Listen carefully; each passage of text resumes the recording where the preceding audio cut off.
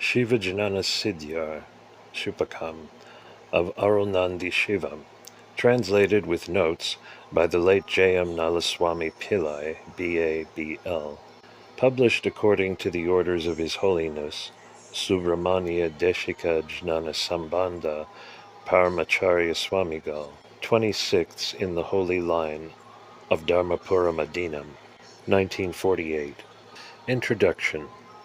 There is no God above Shiva, and there is no work above Siddhiyar. The above quotation clearly denotes the high conception and regard which Tamils possess for Lord Shiva and Siddhiyar. In page 167 of this edition, we find the process of union with God by the Tamil stanza, which runs in English as follows. By the grace of God, getting rid of the bonds of knowledge and ignorance, receiving in his intelligence the knowledge obtained by hearing, contemplating it in the right way in, without the conjunction of the anthakaranas and avashtas, if you melt yourself in God. This is the subject of the supreme praise by His Holiness Guru Jnanasambandha Deshika Paramacharya Swamigal, founder of this Adinam, in his Shiva Bogasharam stanza 23. If one doth search through all the books that are spread on earth, just one half of a single verse in Siddhiyar will do. And Saint Dayamanavar, the whole world's knowledge is half a stanza, he revealed. Oh, when shall I reach his golden feet?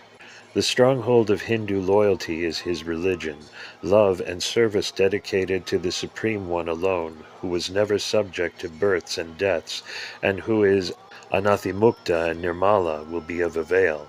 The Shaiva Siddhanta is the most intrinsically valuable of all the religions of India. Shaiva Siddhanta is simply referred to as Siddhantam, which means conclusion of conclusions.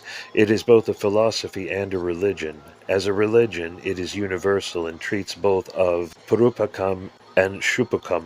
Shaiva scriptures are the Vedas, 28 Shivagamas, and Thevaram, Theruvachakam, Tiravisaipa, Tirupalandu, etc., of Paniru Tiramurai. The authoritative works in Tamil on the philosophy of the Shaiva Siddhanta are the 14 Shastras, v. 1. Thiruvuntiyar, Tiruviyalur Uyavanda Devanar, 2. Tirukali Tripadiyar, Tirukadavur Uyavanta Devanar, 3. Shivajnana Bodham, 4. Shivajnana Siddhiyar, 5. Irupa Iruputhu, 6. Unmaivilakam, Tiruvathagai Manavasam Kadanthar, 7. Shiva Prakasham, 8. Tiruvarutpayan, 9. Vinavenba, 10. Potriparadai, 11. Kodikavi, 12. Nenjuviduthuthu, 13. Unmayenurvilakam, 14. Shankarpanira Karanam. Of these, numbers 3, 4, and 5, and 7 to 14 are the works of the three Acharyas, viz. Saint Makanda Devar, Saint Arulnandi Shivacharya, and Saint Umapati Shivam. To give the world a general understanding of the truth and principles of Shaiva Siddhanta, my esteemed friend, late J M Nallaswami Pillai, B.A. B.L., cherished a strong desire to translating the above Shastras into English. Shiva Janana Bodham of St. Nikanda Deva was first translated by the said friend in the year 1895. Though this work is so short in dimension, the mastery of it will give one real insight into the philosophy of Shaivism. In 1897, the translation of the present work, Sivagnana Siddhiyar, was undertaken by my friend Mr. J M Nallaswami Pillai, and was completed in 1902. Having been published in the Siddhanta Dipika, it was published in a book form only in 1913. About 100 years ago, Dr. Grahl had published a translation of Sivagnana Siddhiyar, but it did not seem to have attracted the attention of European and Indian scholars alike. But Reverend G. M. Cobain's translation from St. Patinathar and St. Thayumanavar, Dr. G. U. Pope's translation of Tiravachakam, all about the beginning of this century, have interested the public. It seems to me that many of the scholars had to come across the philosophy of Sri Shankara. In ordinary practices, the Siddhanta Shaivas are hardly to be distinguished from those Hindus who followed Sri Shankara. Hence, all the scholars have supposed that Sri Shankara's Vedanta represented the philosophy of the Shaivas too. The Tamil literature being saturated with the Shaiva Siddhanta philosophy, the few European scholars like Reverend Dr. G. U. Pope and others who labored hard in this field had been led to think that this philosophy is the choicest product of the Dravidians or Tamils. Our Tamil acharyas were also great Sanskritists, as our author of Sivagnana Siddhiyar himself was called, Sakalagama Pandita, before he received his Dikshanamam of Arulnandi Shivacharya from his guru Mekandadeva. Our author states clearly in his preface, page 7, and in verses 13 to 15 of Sutra 8 in pages 156 to 158, religions and postulates and textbooks are various and conflict one with the other. It is asked which is the true religion, which the true postulate, and which the true book. That is, the true religion, postulate, and book, which, not conflicting with this or that, everything within its own folds. Hence all these are comprised by the Vedas and Shivagamas, and these two latter are embedded under the sacred feet of Hara. As they expound all the truth, Vedas and Agamas are called revealed books. Their immeasurable meanings are given out duty by those who possess the grace of God. Smritis and Puranas and Kalashastras form guidebooks, while Vedangas and Upangas form aid books. Vedas are general and meant for those of the world. The Agamas are special and revealed for the benefit of the Shaktinipadas, and they contain truths of Vedanta. Hence all other books are Puvapaka books, and Shivagamas alone are Siddhanta works. In the Siddhanta, the Supreme Shiva has graciously revealed that he will mature souls, Jivan Muktas, in one birth, after removing their mala by bathing them in the ocean of Jnana, and making them drink of his bliss, and freeing them of all future births, will place them under his feet of final mukti. Reverend Hoisington, an American missionary attached to Batakata Seminary, the first translator of Shivajanana Bodham into English, observed, "The Agama which contains a doctrinal treatise given in this work may safely be ascribed to the philosophical period of Hinduism. The only religion which stood against Buddhism and Jainism in the palmiest days, and into which they finally merged themselves without leaving a single vestige in India, is the Shaiva religion. The struggle between Buddhism and Jainism and Shaivism are celebrated in the annals of our saints, and of these saints the great Manikavasagar, author of Tiravachakam, belonged to the Buddhist period, and the great Jnanasambandha and Vakisar, authors of Thevaram, belonged to the Jain period. After the four great teachers of Shiva religion, who flourished before the 8th century A.D., several currents of thought flowed into the Tamil land and swayed the minds of the people. The rival systems of philosophical thought propounded by the several commentators of Brahma Sutra created confusion in the minds of the people. Although distinct expressions of the essential principles of the Shaiva Siddhanta system could be found in the sublime devotional lyrics of the Tamil saints, neither they could be easily seen nor could they be maintained. The absence of an exposition of the truth in a scientific manner, at the bar of the rationale, against the opposing claims that came armed with logical methods of attack, armored with quotations from Vedic texts. It was at such an age in the religious history of South India that Sri Mekandadeva made his appearance as the rising sun of spiritual splendor, dispelling the darkness of ignorance and confusion in the minds of the people.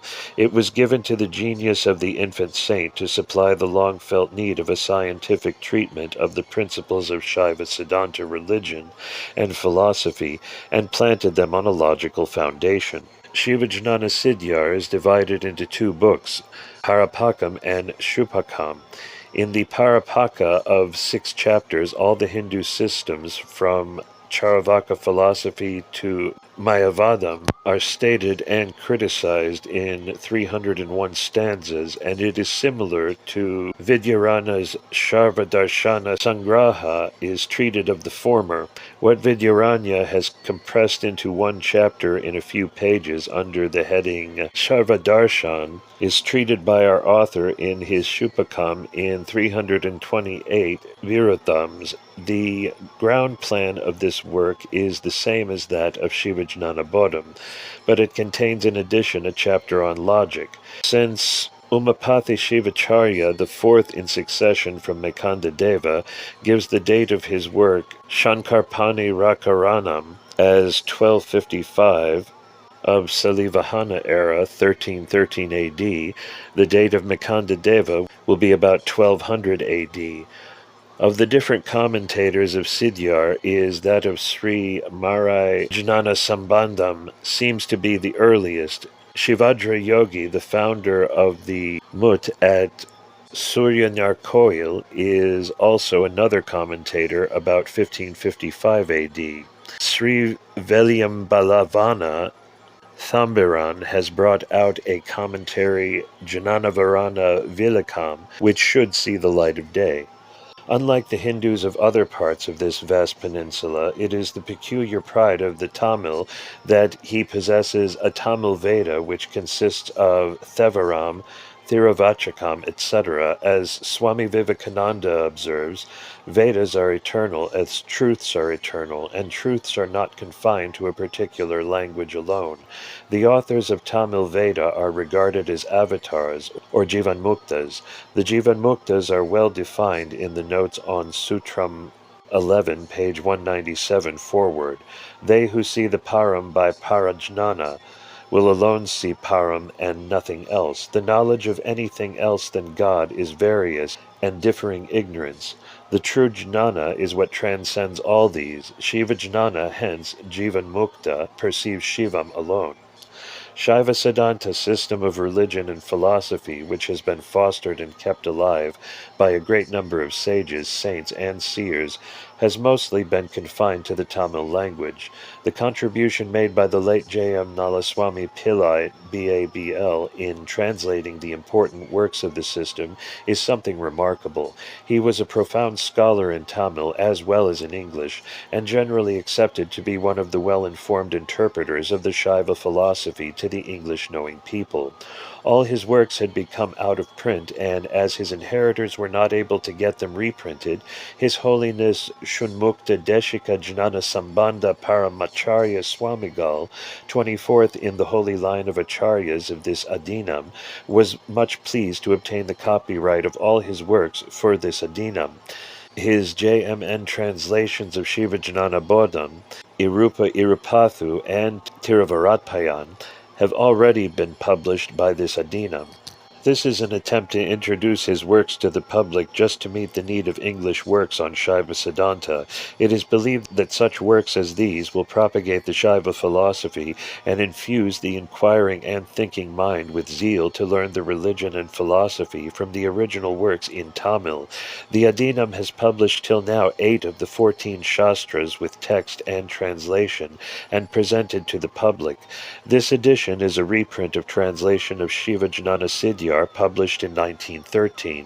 Reader of the first edition of Shiva Jnana Siddhiyar may come across some slight changes in the translation, since it has been gone through and modified to some extent by Sri Shiva Padashundaram, B.A. of Jaffna. This edition of Shiva Jnana Siddhiyar has its Tamil stanzas also printed above each translation so that it may help the reader to understand the subject easily.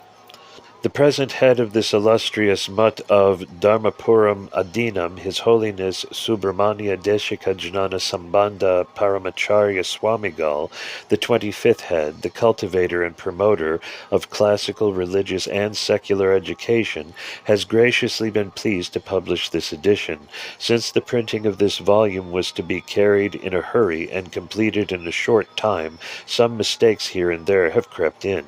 These mistakes are corrected as per errata attached.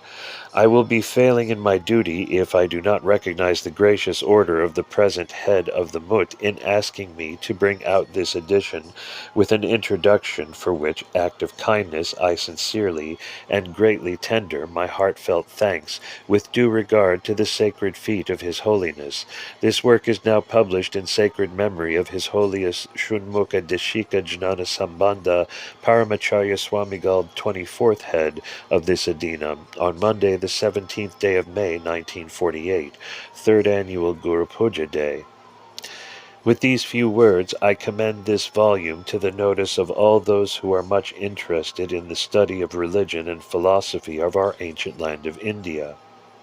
Vidwan P.C. Punivanatha Mudalar, Senior Professor of Tamil and Vice Principal, Dhammapuram Adinam and Adinam Devachanam's Oriental College, Dharmapuram. Sivagnana Siddhiyar, Shupakam, Invocation to the Supreme. He who has no beginning, middle, and end, the infinite light, love, and intelligence, the consort of the mother of the world clusters, the supreme lord of the Devas, who praised by the world with the hanging coral braids, adorned with the half-moon, dances in the arena of the spreading light, Chidakas, his pollen-covered lotus feet I will make my crown, and let my unchanging love grow towards him. Let me place on my head the feet of Shiva, who stands as the goal of each of the 6 forms of religion, who stands in the special forms conceived by the various internal schools of Shaiva religion, and yet stands beyond all conception as set forth in the Vedas and Agamas, according to the ideal of the Siddhanta Shaivam, and fills all intelligences with his love, and becomes the father and mother, and fills inseparably one and all. In the above Mangala verse, the author sums up the substance of all his teachings, for the elucidation of which the student is requested to look up Sivagnana Swami's commentary. Shakti. She who becomes manifest in Isha's supreme will and power, jnana and love, working for the origination, sustentation, and resolution of these worlds, and who, assuming both Rupa and Arupa, and Rupa becomes God's supreme consort, these worlds and their contents, who, giving birth to all forms of life and making them eat their fruit in the respective worlds, destroys their bodies in due time. She, my mother, seats herself in majesty with our Father in the hearts of the sinless devotees. Her gracious feet let me place on my head. Ganesha. For the completion of this my work in Tamil verse, without any obstacle or blemish, I praise with love and fervor the lotus feet of the elephant god Ganesha, who, begotten by the omnipresent light and his mountain wife, his 5 hands, 4 shoulders, 3 eyes, 2 feet, and a long tusk and a big belly. Subramanya. The gracious infant Guru who taught the import of the rare Vedas and Agamas, Angas and Shastras to Agastya, the Muni of Vedic Munis, the Deva of Devas, the loving child of Shiva, the god of the yogis, the hero of victorious heroes, Skanda, who gives liberation from the bond of births to those who worship him incessantly with flowers of holiness and waters of purity. His twin feet let me plant on my heart and on my head. Saint Mekanda Deva, the gracious sun which shining on this universe opened the lotus bud of the human hearts, on the opening of which the bees of the ancient Vedic hymns hummed aloud, the fresh honey of jnana gushed out, and the fragrance of Shivam spread forth. He, Mekanda Deva, who lived in Tiruvenelnallur, surrounded by groves in full bloom, the great Shaivite teacher, his golden feet which outrivals the lotus, resting on my head, I shall ever worship. The imagery in this verse is simply exquisite. Preface. My attempt to declare the knowledge of the Supreme, who was unintelligible to the gods and the Vedas, and in the presence of the Lord's devotees, who have no thought except that of clinging to the feet of the Lord, after knowing in truth the substance of the Vedas and Agamas and other books of knowledge, is like that of the water standing under the hoof of the cow, braving itself out for comparison with the roaring and spreading united water of the 7 seas. Shupakam. Men and women of this world dote over the unmeaning babblings of their darling children, and fondle them ever so much as their greatest treasure. Indeed, the learned also will not notice the faults in my verse, but will graciously esteem it. My attempt to describe the feat of him who could not be understood by the Vedas, Vishnu, and Brahma, by the mind and speech, and by argumentation, will surely excite the laughter of the learned. It is possible by the grace of God to know him by hearing the teaching of the Jnana Guru, who has experienced the truths contained in the Agamas, and by rationally contemplating what has been heard, and by the realization effected by the removal of ignorance with the help of aparajnana. Then it will be possible to get freedom from malam, which has caused endless births, and to dwell in the company of the holy. As different ways lead to the same town, so will the different agamas given out by God, who is self-luminous, lead to the same truth. But those who listen to the inconsistent sayings of people, who are led by their own self-conceit and not by God's revelation, will fall into the depths of the sea, those seeking to reach the heights of Mount Meru. Leaving those who have attained the highest to knowledge and those who are incapable of any, I write this work for those who are in search of a way for reaching the truth, from the instruction imparted to me by my teacher by means of his Sivagnana Bodham, derived in succession from Sanat Kumara Nandi and Parameshvara, and I call my work Sivagnana Siddhi. Those devotees of the Lord who worship him in this birth to attain mukti, having performed charya, kriya, and yoga in previous births, will be led to the purest goal by the Lord himself. To others only who desire mukti by the reading of the works of jnanis do I undertake to show the path of reaching his lotus feet. Let me here expound the nature of the Parameshvara and the books revealed by him, the substance of logic and the things discoverable by its methods, and the sadhana to be perused by the truth-seeker, the nature of both the bound and freed conditions of souls, after removing by question and answers the false doubts and misgivings induced like a mirage by the various sectarians, and thus try to arrive at clear truth. Let me here expound the truths of Shaiva Siddhanta, following as my chief guide the work of Mekanda Deva, who out of mercy adorned my head with his twin feet, and placed the knowledge, the true self, in my heart, and thus saved me from the sea of human births and suffering. Pramanavyal, Suttaram 1. All the worlds that are denoted by the words he, she, and it come, stay, and go. Hence an efficient cause that can make them come is necessary. This cause is also the author of Samharam. He is the eternally free and intelligent Sat. This sutra is divided into 3 adhikaranas. Up to the end of the second sentence it is the first, the third sentence relates to the second, and the last sentence deals with the third.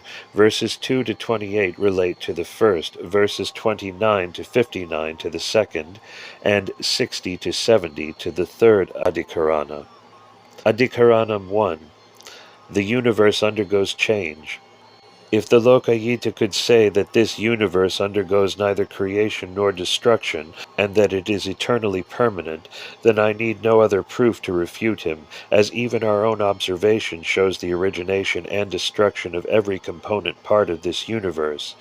In the Parapakam, the views of other schools were considered and criticized. In the Shupakam, the Siddhanta is stated and the objections met. It needs a first cause. If it be said that the change the universe undergoes is its nature, there can be no change in the nature of a thing. If it be said that it changes because its nature is so, then there is no such thing as nature. The argument that the 4 elements constitute nature, and these undergo change, implies an efficient cause who brings about such change of condition, as the object universe is inert.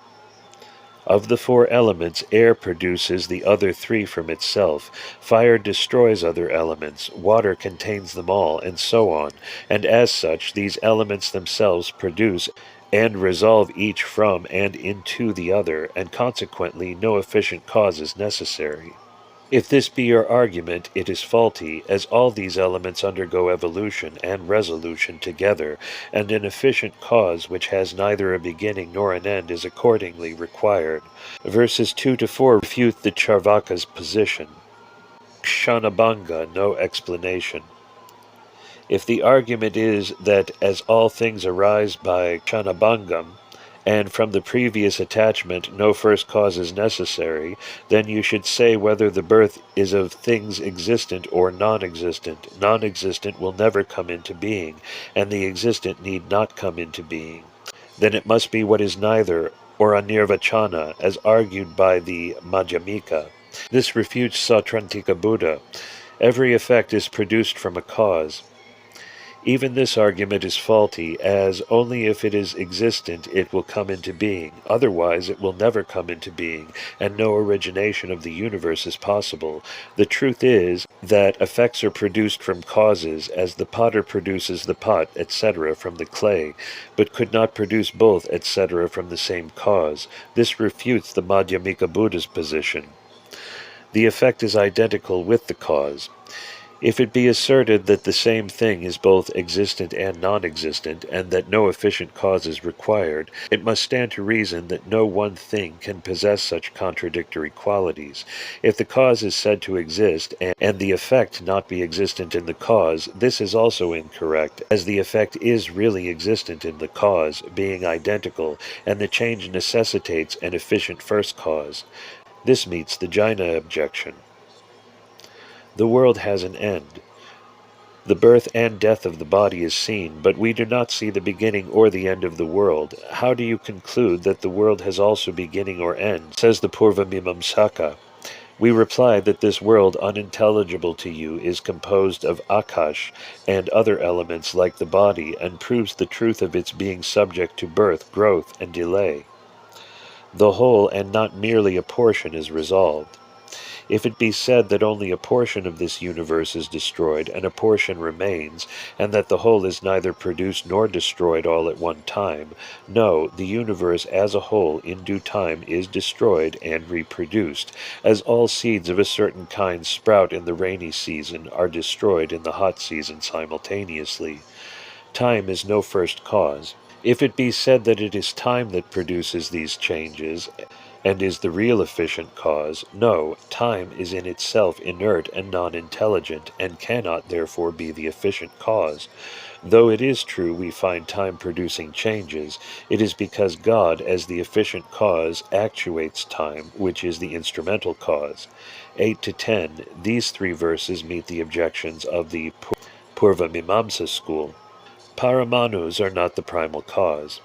If it be said that the atoms reproduce themselves as the universe after the primal resolution with the aid of karma, no, because karma and these atoms are inert and jada.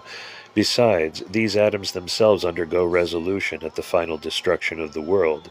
This argument is common to the schools of Shantrantika, Vaibhashika, Ajivaka, Anyaya, and Ashika. They are produced from Maya. If it be said that if the atoms as cause are destroyed, the universe itself could not originate, no, from the cause Maya the universe could be produced. From the cause Maya the universe could be produced. If you say that we do not see Maya, but only the atoms are products, the ultimate cause is therefore Maya. Paramanu are products. If it be asked how the atoms can be called a product and not a cause, we find it so by its having form and parts, and all products, like a pot which has form and parts, are destructible. Therefore it is the non-composite Maya that produces these atoms. Maya is the primal material cause. The wise declare that the world evolves from Maya, and the common people also can point out that in the seed, the tree, and branches, etc., are contained in a subtle condition, and otherwise they won't be produced. And these words you have forgotten. Understand, therefore, that Maya is the material cause. 12 to 14, these continue the argument and show that Maya is the undifferentiated cosmic material cause, and atoms are only the differentiated cosmic matter and effect. Out of nothing, nothing comes. If you deny that the world is produced from Maya and assert that it comes from nothing, then the hare can have horns. If you again object by saying that it will be true if the dead leaves of a tree will go back into the tree and come out again as fresh leaves, our reply is that when these leaves are reduced to the primal condition, they will again come out as fresh leaves, if time and other causes help them, not otherwise. This meets the arguments of the Sunyavadi, who denies a primal cause like Maya for the world. Mr. Khan points out in his story of the germs that, but for the action of bacteria, which reduces all dead animals and plants into a condition fit for being assimilated as food by plants, the world will be fully stocked with dead things and quite uninhabitable. The universe is eternal in its cause. As the world is produced as an effect from a cause, and as the effect is real if the cause is real, the world is beginningless in the sense that its ultimate constituent is beginningless. But as the Supreme God subjects it to the change of evolution and involution, it may be said to have a beginning. The definitions and distinctions drawn herein have to be fully borne in mind, and it will explain why even in Siddhanta works like Tayamanavar, the world is said to be false, elusive, and ephemeral, etc. They all refer to the changeability and unstability of the world and the worldly pleasures. The last line in the Tamil verse has to be read with the one which follows, and hence its translation is omitted here.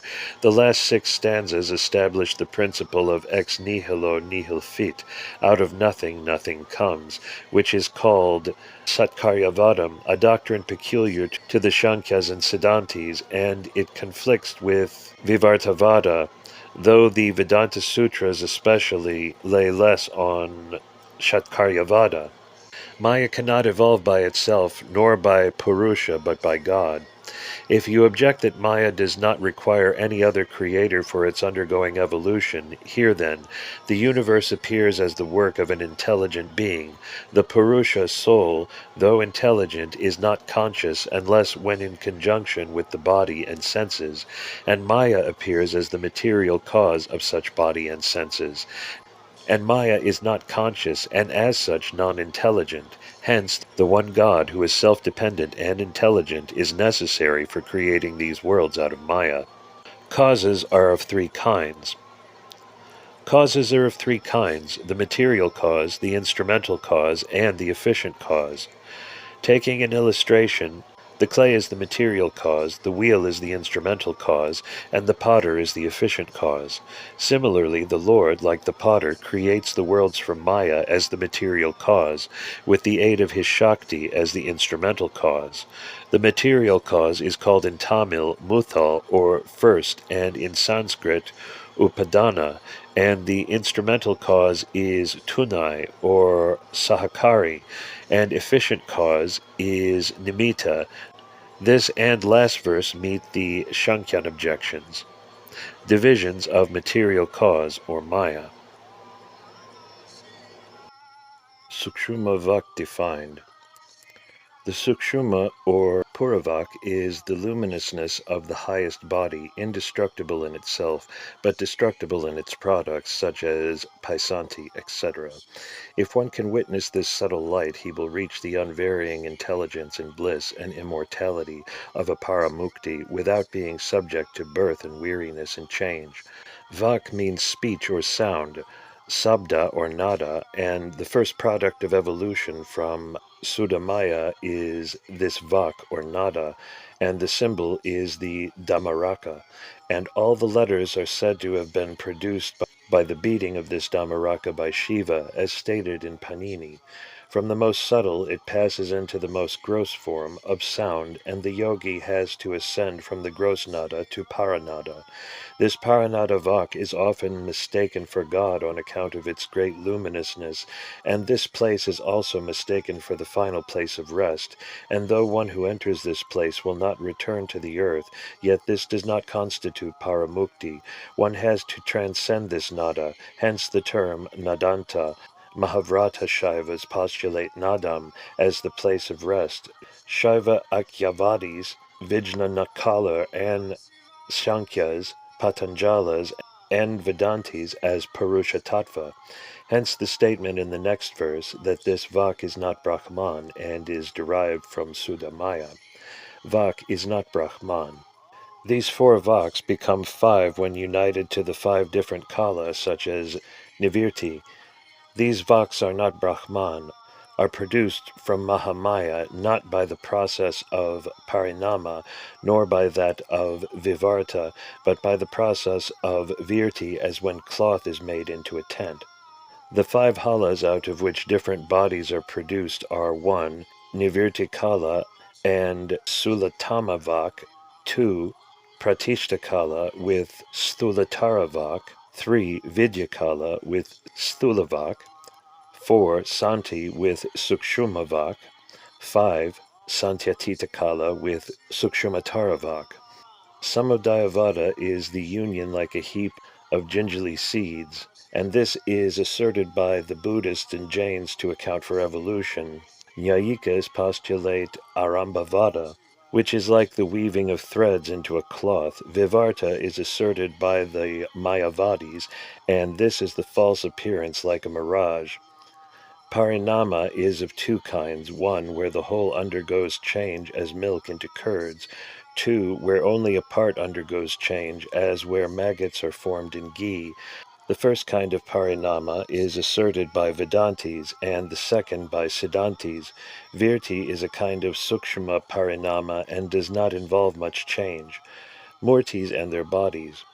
To the mantra Ishvaras and Vidyashvaras and Sadashivas, their pada, varna, bhuvana, mantra, tattvas, bodies, and senses and enjoyment are all formed out of Vindu or Suddhamaya Shakti.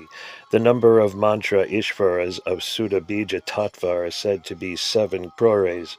Those who dwell in the Ishvara Tattva are 8, namely Anantar, Sukshmar, Shivotamar, Ekanetrar, Trimurti, Srikantar, and Shikandi, and are also called Ashtavidyeshvaras. Those who dwell in the plane of the Sadashiva Tattva are called Anusadashivas, and their names are Pranavar, Sadakyar, Tirtar, Karanar, Susilar, Sukshma, or Kalar, Desarar, and Ambu. Most of the authorities are agreed in calling all these Murits Vajnakalar.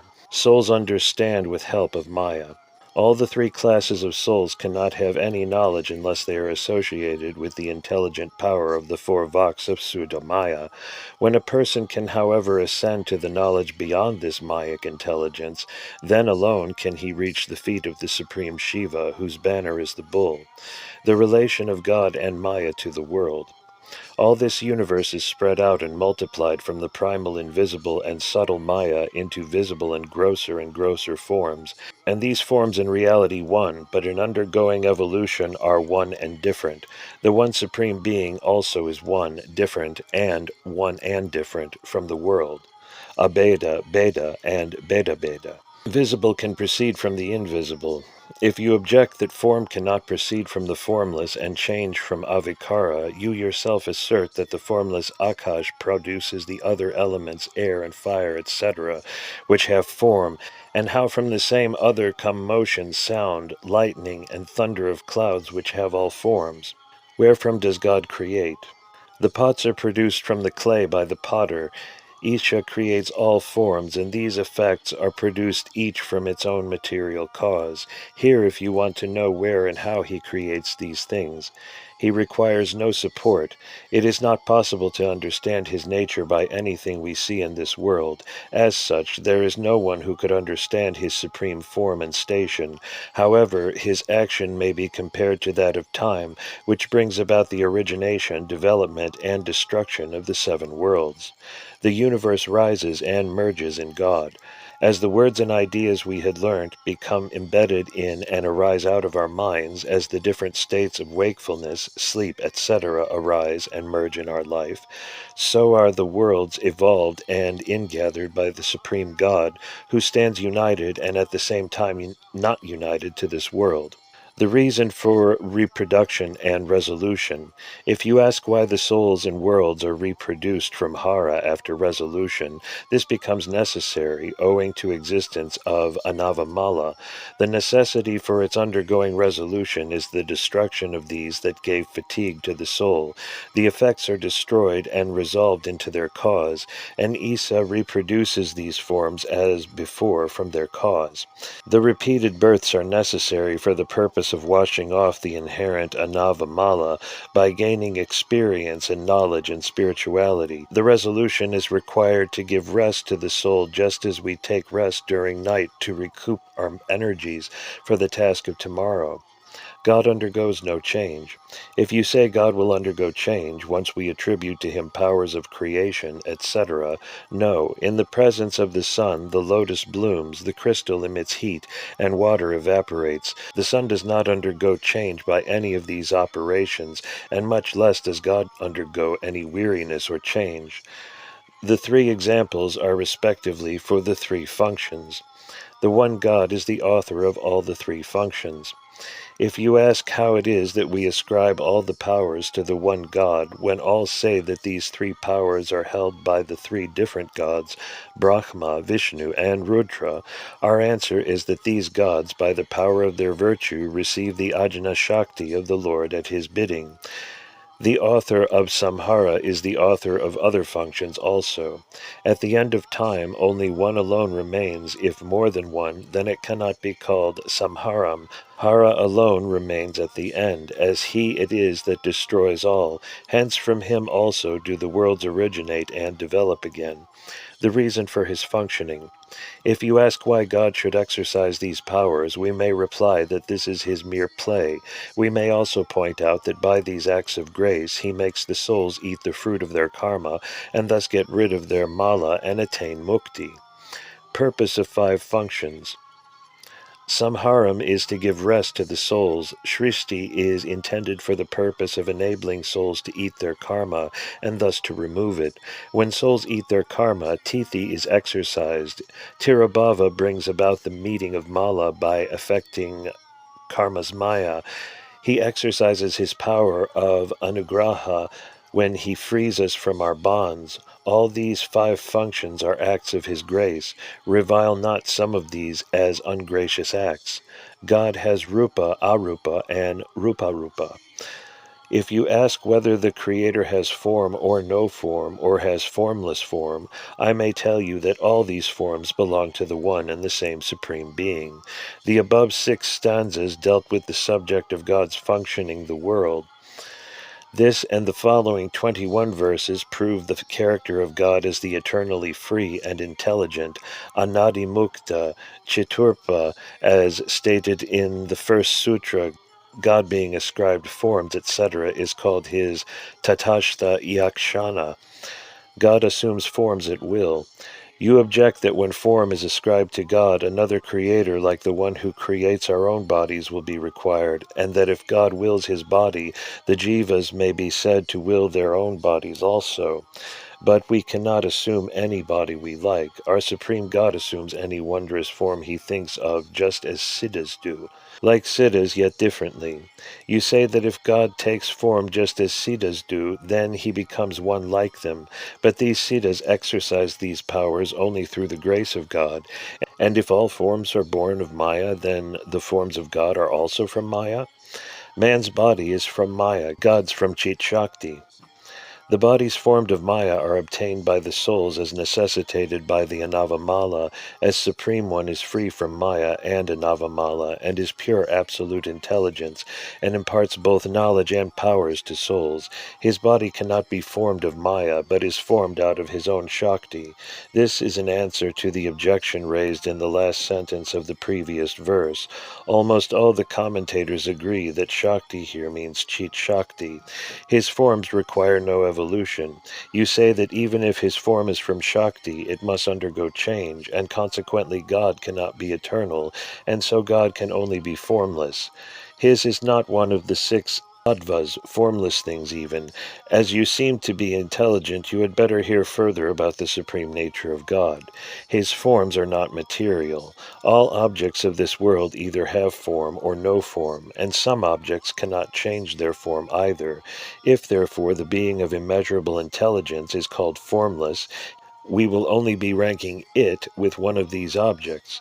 His supreme nature admits no questioning. He is not one of those objects which are included in the terms bonds and freedom. He has neither beginning nor end. He is infinite.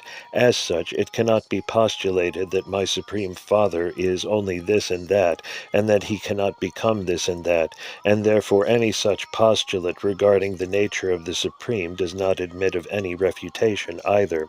Following the definition of God as Anadi Mukta Chit and beyond time and space, all these objections do not arise. Compare the following stanzas from Davaram and Tiruvachakam. The Lord with braided hair and his spouse with penciled brows live in the burning ground of Kanchi. He knows no sin. He is not one of the mortals. He has no one as his equal. No town claims him as its citizen. He is beyond compare. Unless we with the eye of his grace perceive his true nature, we can't paint him and show him as of such form and figure. This self is not attainable by explanation, nor yet by mental grasp, nor by hearing many times, by him whomso he chooses, by him as he obtained.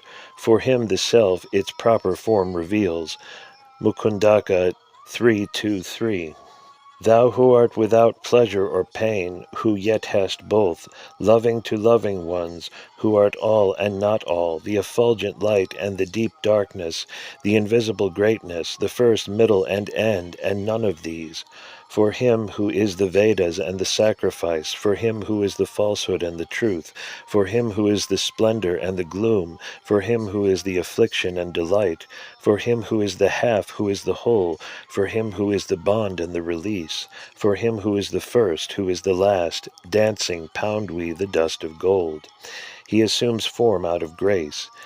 As he is not dependent on anything else to be incapable of any form he chooses, and as he is possessed of both absolute intelligence and power, as he is not bound by likes and dislikes, the Nirmala God can assume any form out of his grace. In an object he will be capable of change and cannot be called self-dependent. If possessed of finite intelligence and power, he can only be limited. If possessed of likes and dislikes, he will be subject to sin and sorrow. Not being possessed of these defects, none of the limitations which apply to human beings and matter apply to him at all. These worlds and the spreading darkness this old divine light transcends, this effulgent light who can know it is the crescent-adorned Brahman, the seers say, not the effulgent sun, not the moon, not the Vedas, not Akash, not the earth, not the wandering air, nor the flaming fire. Not the clear water is he. When known, he is Lord, who out of grace was united to Uma with penciled eyes as his half. The wearer of serpent necklace, he is not one of the devas nor one of the mortals. The reason of his assuming forms. If he did not out of his supreme grace assume forms, there would be nobody who could give out Vedas and Agamas, and there would be nobody who could impart instruction in the form of the Guru to the gods, men, and the residents of nether regions, and so nobody could secure salvation. The 33 and other gods understand not our Shiva Lord. He rode on Mal, Vishnu, and came down to the earth. Worshipping him, bliss in our heart will rise. Where will he get the agamas, where the religious Sikhs, where will be the yoga, and where jnana, if he with his aural shakti did not show us grace? Speak, who can know that immeasurable form? All his forms are love, and assumed out of love. His form is love, his attributes and knowledge are love, his 5 functions are love, his organs like arms and feet, etc., and his ornaments like the crescent moon, etc., are also love. These things are assumed by the Nirmala God, not for his own benefit, but for the benefit of souls. His head is surely love, joy his right wing, delight his left, bliss is his self, Brahman, whereon he rests. Tait 2:5. God is Vishvadika, etc. None know that his form transcends the universe. None know that in his form the universe rises and merges. None know that he is the life of the universe and pervades it. Ignorant of his supreme form, they call him as one of this world. The author here refers to the Vedic texts in which Rudra is called Vishvadika, Vishvakarana, Vishvataryami, and Vishvaswarupi. Explained by Puranic episodes, they call him as one of the Devas, but they know not that Shiva is all the three gods. The half of his body is Uma, that neither Vishnu nor Brahma was able to fathom, the great Jyoti, and they neither know what form arose out of this great Jyoti. In this verse, the author illustrates by Puranic episodes the Vedic text referred to by him above. The episode of Brahma and Vishnu searching for his crown and feet and not finding them proves that God is Vishvadika, the same story which further states that the three gods appeared from the great Jyoti shows that God is Vishvakarana, the same story which further states that the great Jyoti subsided into the linga form shows that God is Vishva Antaryami. The Puranic episode that Uma Haimavati became half of his body shows that God is Vishvaswarupi. That Shiva is all the three gods, as it is his power that shines in them, and yet he is different from them in essence, and that the latter do also belong to the order of souls, but to a very high order, is a position which has been very often explained by us. When the power of the Supreme God is manifest in the person and body of the Trimurtis and other high powers, Maheshvara and Sadashiva, the identity of the two is perceived, nay, the light of the Supreme is alone perceived, owing to the translucent body of the gods, just as we perceive only the light and light alone when looking at a chimney lamp from a distance, and the bright chimney corresponding to the person and body of the gods and Jivanmuktas is altogether imperceptible.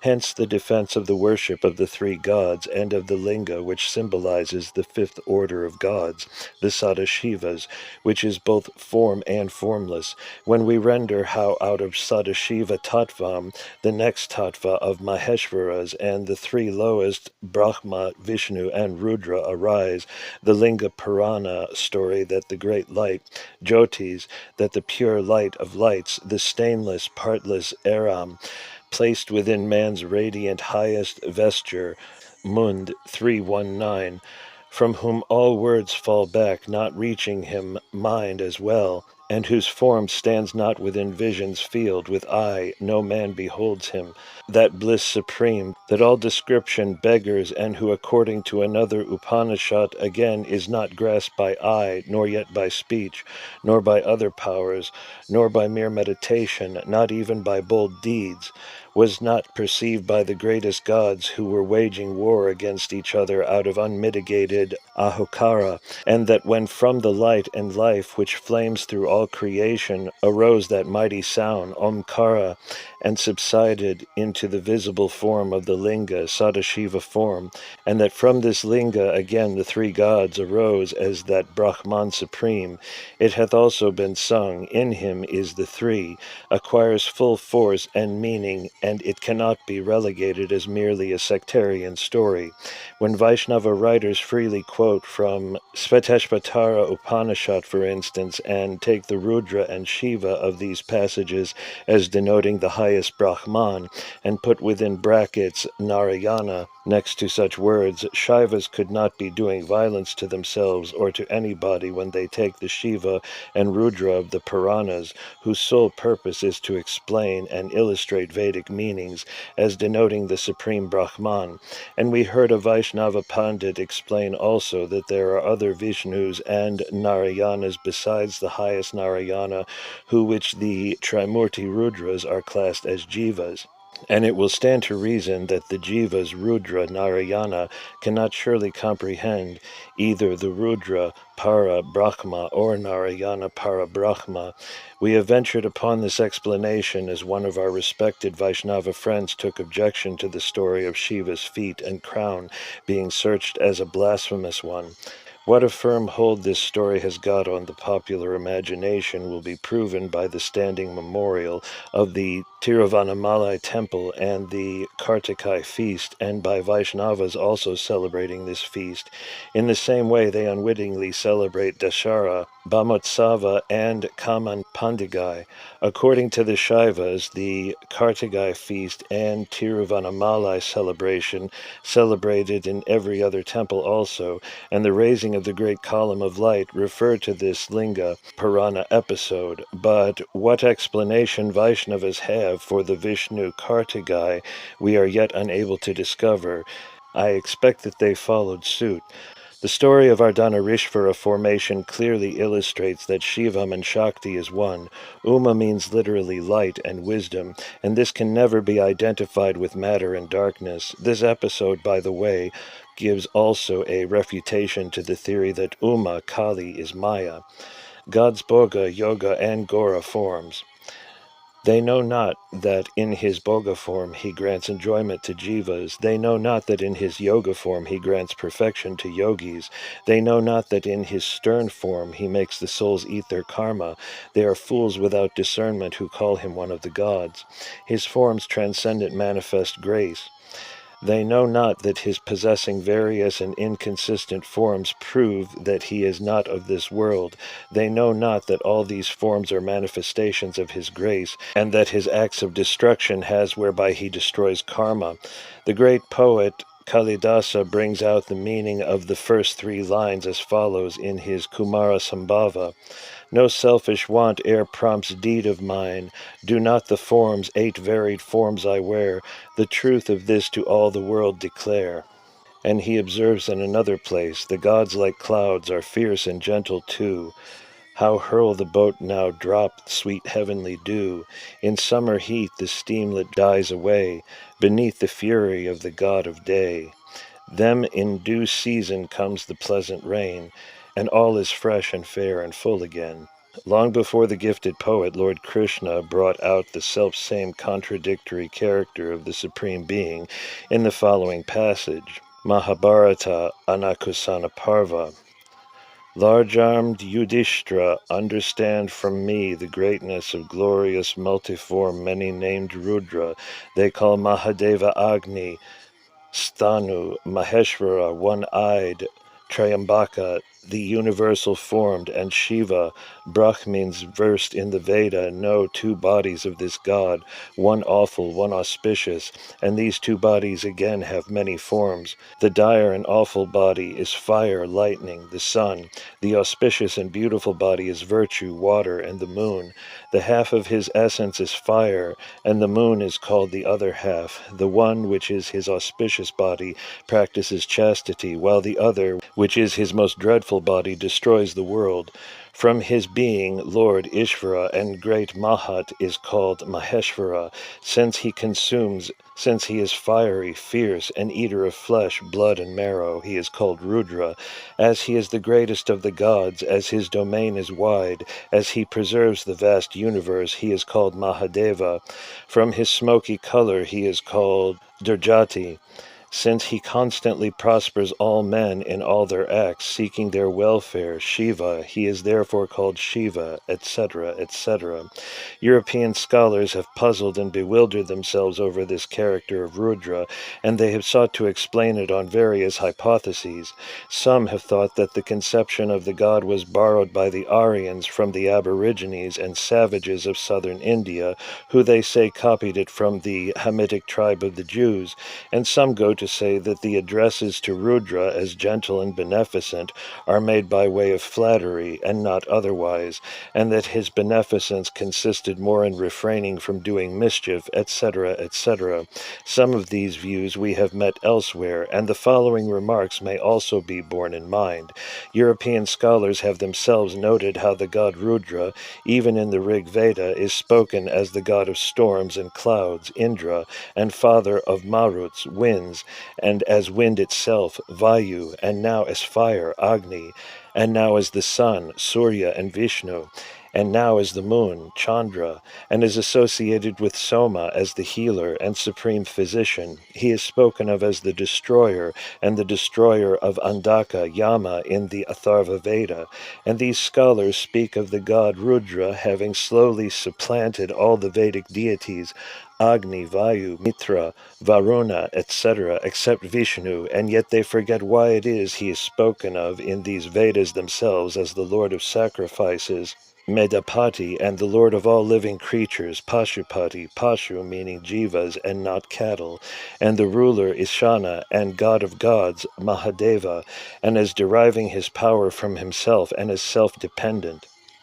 None of these epithets are connected with other gods, and as Lord of Sacrifice and Pashupati, he gets the first portion of the offering, and the hands have to be washed over giving the first portion, connecting these with the position he holds in the Upanishads, Itihasas, and the Puranas as the only one without a second, as the supreme Brahma and consort of divine knowledge, Uma, the position of Rudra as the supreme being, identified with all animate and inanimate existence, being an indweller as Ashtamurti in all nature, and who is the generator and preserver and destroyer, the universal evolver, is readily perceived, and as pointed out by Kalidasa and Arunandi Shivacharya and by Mrs. Annie Besant, his destructive aspects, though apparently so, are really the most beneficent aspects.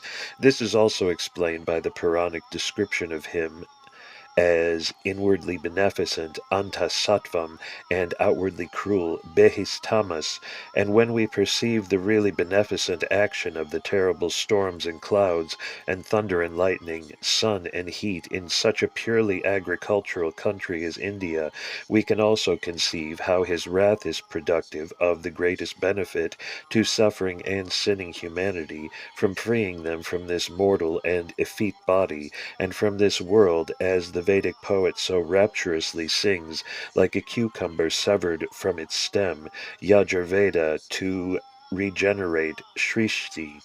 Again, after proper rest, Samhara, to undergo with greater strength the struggles of life, and thus eat of his karma, and eventually obtain final release from birth and rest in God.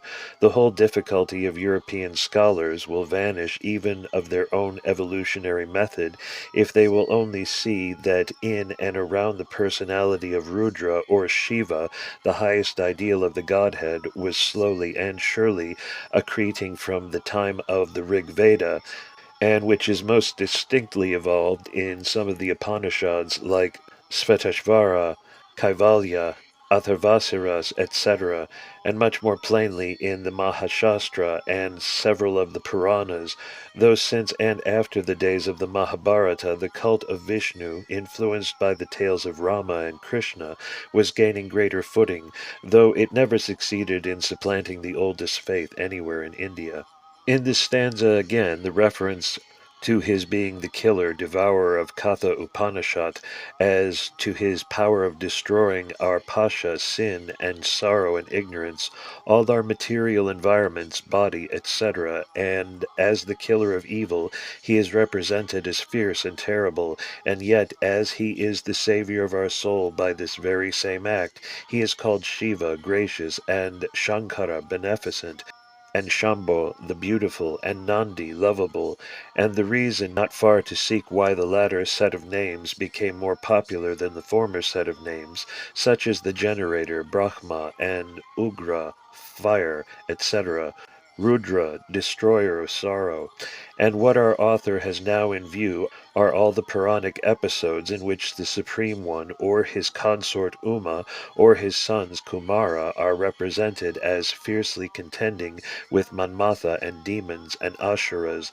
the real meaning of which, of course, is that God is the destroyer of lust and evil and ignorance, and his aid is absolutely required for man to conquer sin and death, and the most popular festivals representing these conquests of knowledge are the Brahmotsava and Dashera and Kamanpandigai and Skandashasti and Vinayaka Chaturthi. Writing to the Hindu some years back, on the Brahmosatvara, we gave the following account.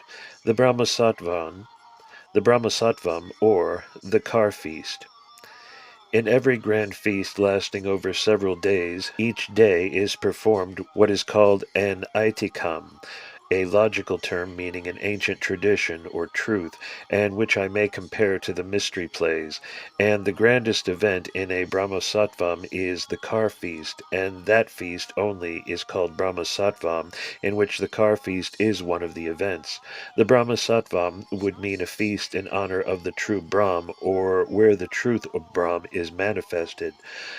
To describe briefly the festival, the principal thing is the huge car, in the body of which all the devas are worked in wood. We find attached 4 horses, and above them is seated a figure with 4 heads, and behind the figure, its modern representative, is the Kamala waving his red handkerchief. Behind him, the musicians. In the middle is seated the representation of the deity, with a single arrow and bow in its hands. We see the whole town or village turning up to see what is popularly called Kachi, or Darshana, meaning the manifestation of God's grace. The breaking of the car's axle is also an ordinary event in the car festival. Now consider the ancient tradition recorded in the Yajurveda and elaborating in the Puranas and Mahabharata, and the story is also alluded to in the Ramayana. The story I alluded to is the story of the Tiripura Samhara. I give the story first as given in Yajurveda, 6th Kanda, 2nd Prasna, 3rd Anuvaka, and 12th Mantra. Thus Shankara, the Bhagavan Rudra, looked to the Devas and said, "The lordship of Pasas was given to me, and therefore I will kill the Asuras." There was the 3 cities of iron, silver, and gold belonging to the Asuras. The gods, not being able to win them by fighting, wished to win them by siege. The great say that he, the Brahmin, etc., who knows what ought to be known, and he, the non-Brahmin, etc., who does not know, they are able to win by siege the great city which cannot be overtaken by fight. Then the gods made an arrow composed of Agi as the bottom hilt wood, Soma as the middle iron, and Vishnu as the top, and declared, consulted who will discharge it, and determined Rudra the cruel was able. He, the Rudra, said, the boon was made over. I am the lord of Pasas, both the 2-footed and the 4-footed. So Rudra, the lord of Pasas, discharged it, broke up these 3 cities, and blown them up all from these worlds. 3 Asuras had acquired by their tapas, human will, desire, 3 flaming forts, whereby they were and committing woe and destruction on men and devas. The devas repaired in a body to the Supreme and invoked his aid. He consented as he who is not aware of his own greatness. Then the devas shaped the huge car in which each had his part. The upper and lower halves were the heavens and the earth. The sun and the moon became the wheels. The 4 Vedas became the 4 horses. Brahma is the charioteer. Mount Meru and Vasuki became the bow and string, and the arrow was shaped out of Vishnu, the iron, Vayu, the feathers, and Agni, the head.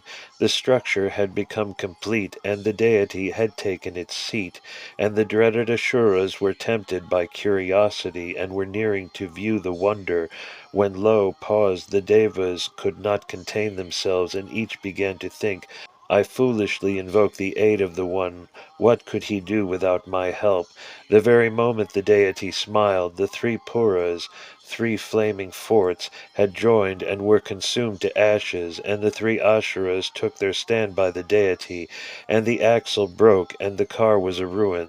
The devas woke up and smashed and addressed the deity that he was the Pashupati, and that themselves were all Pashus. And from that day, the one began to be addressed as Tripurantaka and Pashupati, and it is to be noted that in Ramayana the deity is addressed as Tripurantaka and Pashupati in the same verse. Our own account follows the more improved Puranic accounts, where incidents and details are altered somewhat. to bring out the esoteric meaning much more fully. For instance, the Puranic account states that the arrow was never fired and that the car became a ruin. This very stanza is very suggestive of the true meaning as leaving off one's human ties when initiation by the divine guru happens and when our Pashuboda and Pasha coats are all destroyed. Now for its meaning, not to be accused of foolish and blind error ascribed to the modern Hindu revivalist, I simply quote the verse from Tirumantaram or Tirumular, which is being translated and published in the pages of the Siddhanta Dipika. The Ancient of Days, with water in his coral braids, destroyed the triple city, say the fools. The three forts are the product of the triple mala. Who knows what happened next?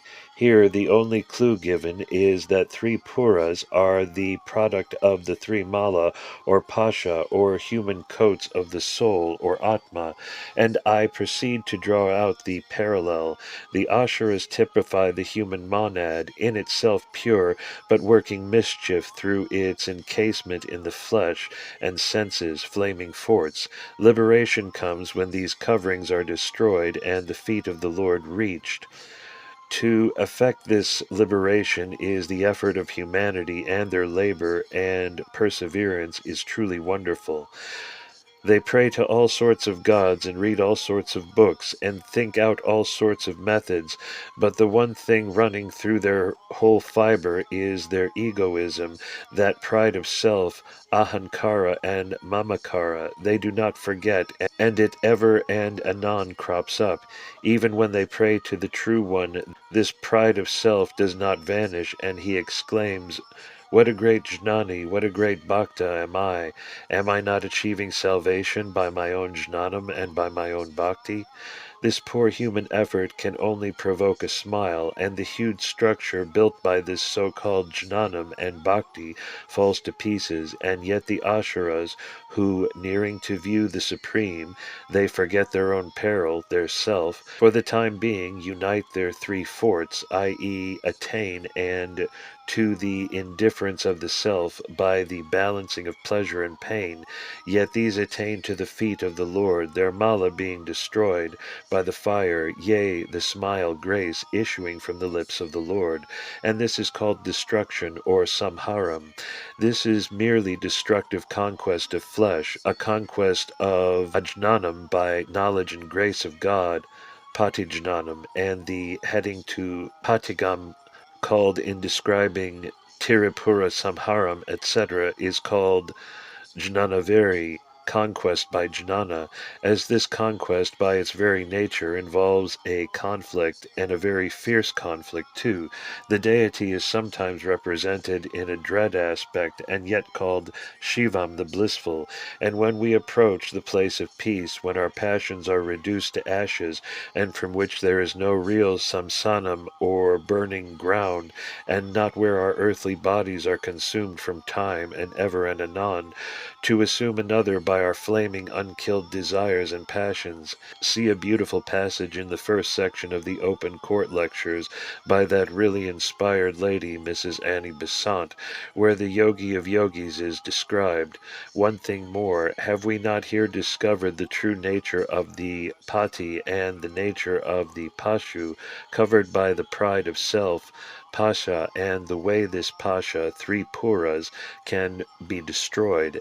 And can we then question the propriety if in this place the gods describe themselves as Pashu and the One as the Pashupati in the Veda? And can we cavil if the feast illustrating all this is called Brahmosattvam? As regards the working of the institution, if the object of any religious method is simply to draw out man from his own self and to make him looked up to and to own allegiance to the highest, then I have seen the populace display more real enthusiasm and religious feeling at the drawing of a car in the streets under a burning sun than the most cultured in society in gilded palaces and under zephyr-breathing pankas. Durga Puja. Last Saturday, October 19th, was a day of universal rejoicing and sacredness in the land of Sind, and from the poorest peasant ant village artisan to the richest and bravest warrior and king, and the devout Brahman, all unite their gladsome heart in doing puja to the universal spirit, which is all knowledge and bliss. As is generally the case in Hindu religion, the central idea is one thing, and it assumes a symbolism, and slowly and surely, in concourse of time, the thought and symbolism is expanded and extended and adopted in the multitudes of creeds and sects we have among our midst. The central thought is that the supreme intelligence and wisdom arises out of darkness and conquers evil, and that it is only with the aid of this divine light we can conquer also our darker passions. This idea runs through stories of Indra and Vritra, God and Satan, Ahura and Ahriman, the sun myth, and Buddha and Maya, etc., etc. This central thought is contained in the famous Nasad Asid hymn of the Rig Veda. In the beginning there was darkness hidden in darkness. All this was indistinguishable chaos. That which, being everywhere, was wrapped in indistinctness grew into one Sat by the great power, Kriya Shakti, of the austerity of contemplation, Jnana Shakti. At first arose desire, Ichcha Shakti, which is the primal germ of mind. Sages searching with their heart's thought have found the kinship of the Sat in the Asat. This spreading ray of light, was it across, below, or above? These were impregnating powers, these were mighty forces. Self-supported was below and the energizer above. As all the Vedic and mantric rituals and philosophy were subsequently clothed in agamic tantric symbolism, the thought comprised in the above verses were symbolized by Durga warring with Mahishasura and trampling him under foot triumphant, and her standing also on the bosom of her lord Shiva.